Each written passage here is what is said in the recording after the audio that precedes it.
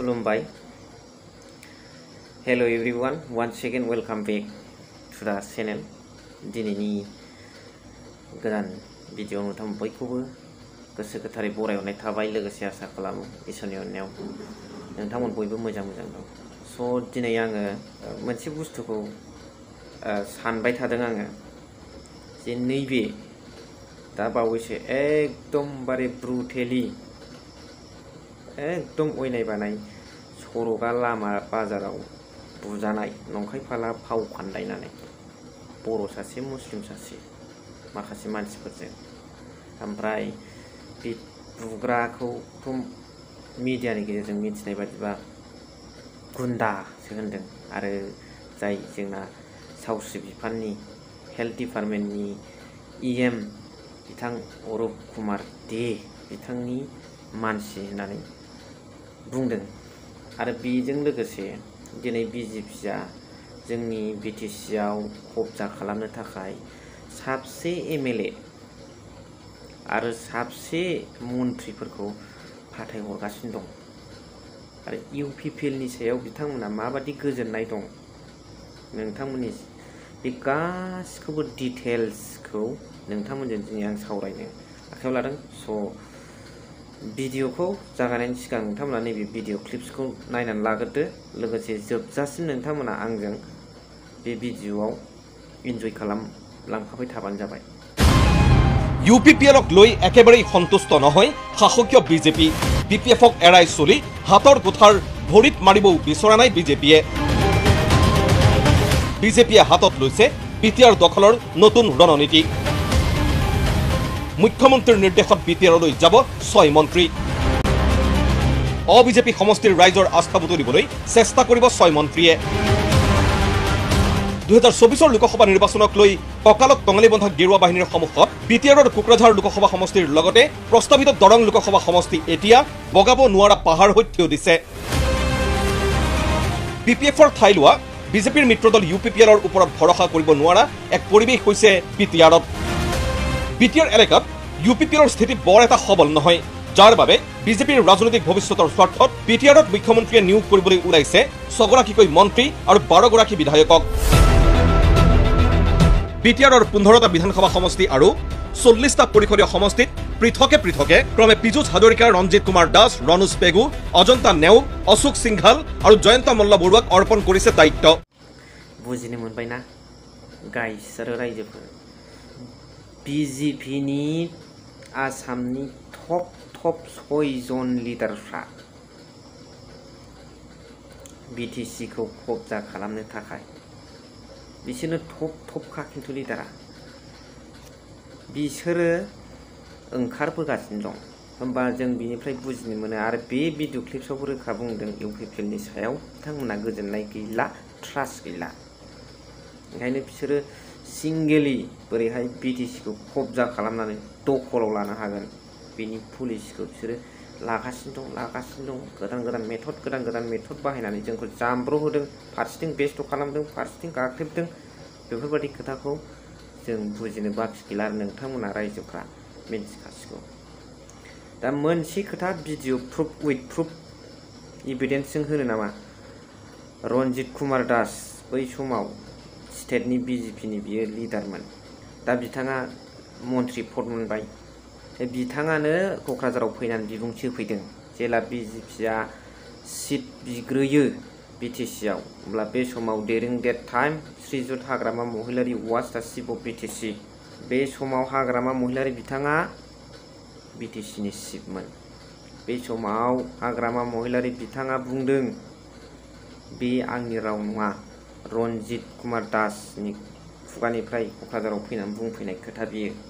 बेनि भिडिअ क्लिप्सखौबो आं होनो हायो. खिन्थु बेखौ नाङा, मिन्थिखायो रायजो राजाफ्रा, बावाखै बे बुंनायखौ. जायफ्रा ससियेल मिडियायाव ट्रास्ट थायो बिथांमोना मिन्थिखायो.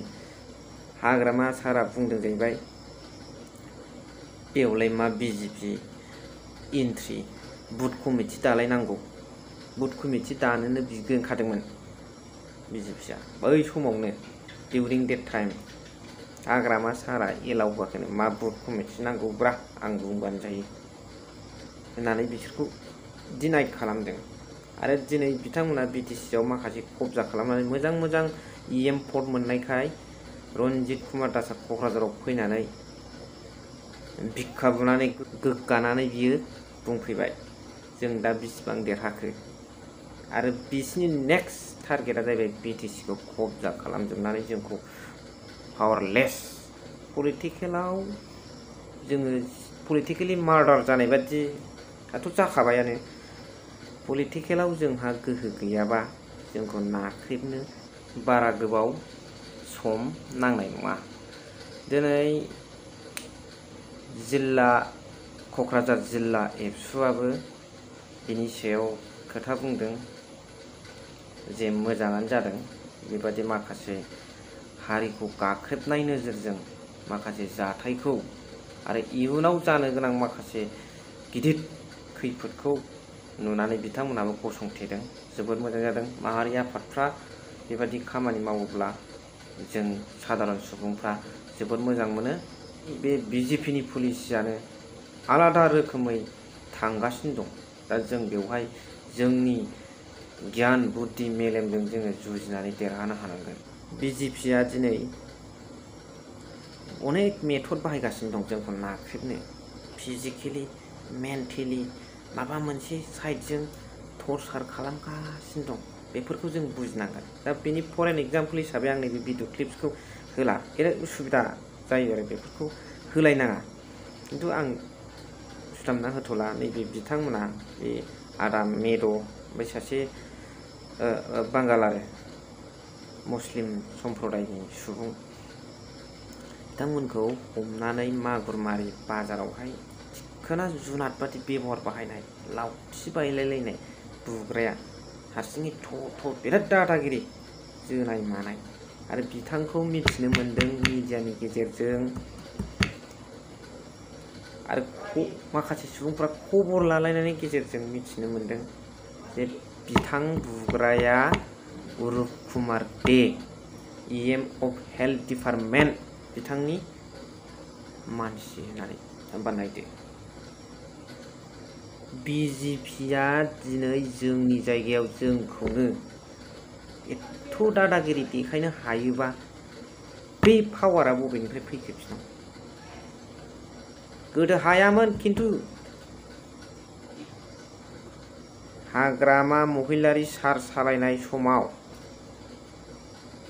BPF गभर्नमेन्ट सालायनाय समाव बेखौ माबा मोनसे रावै आङो बुंनाय जायाखै जिखुनु जाया खिन्थाना बुंनाय जादों नैबेनि गेजेरजों आं बे मोनसेखौ फेभार खालामदों बे नङा जे लाइमोन गांखं आफाद दंमोन BPFआ इयुथ BPF बिथांमोना खन्द' थानानै जायगानि ओनसोलनि सुबुंफोरखौ एसे एनै समाजाव खामानि मावफानायाव हेल्प आरो बेंनाय आरिनाय खालामोमोन।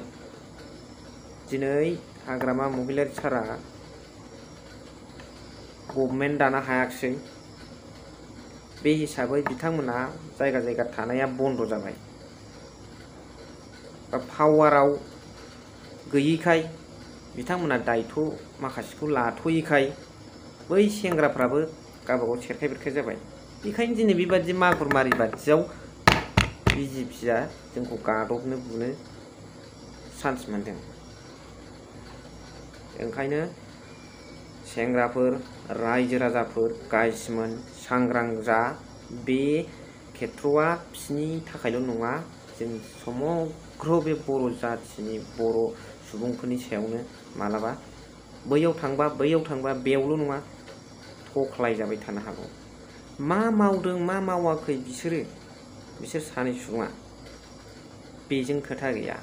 दिनै बै सुबुङा जे उरुप कुमार देनि मानसि दिनै बेनो बिराद गिदिर फोरमान आरो नुबावगोन मिथिबावगोन खबर लानायनि गेजेरजों मा बबेसिम फोरमान थाङो आरो घटनाया बबेसिम थाङो।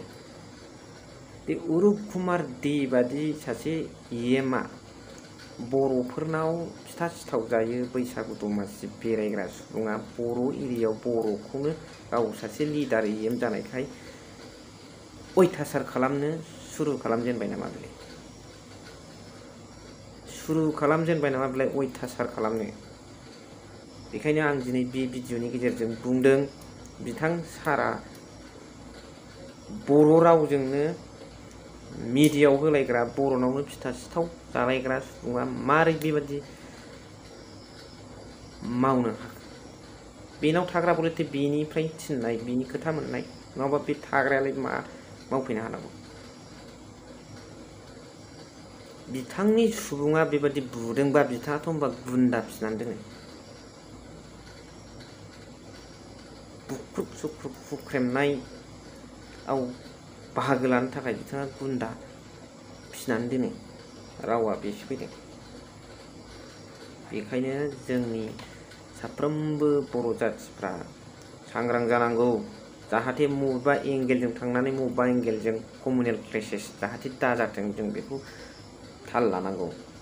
आरो जेराव मोनो बेयावनो जोंबो ज' खौसे जालायनानै माबा मोनसे बासायलायनाय बा हेल्प होलायनाय मददखौ दिनैनि समाव खौसे जायाबा उफाय गैया।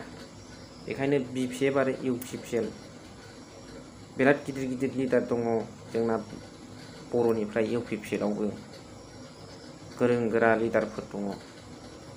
दा ज' जालायोबा बबे गाख्रेबग्रा आं बुंबोगासिनो दाख्लैनिफ्रायनो BJP बियो जेननानै फावसायनांगोन बिसोरो।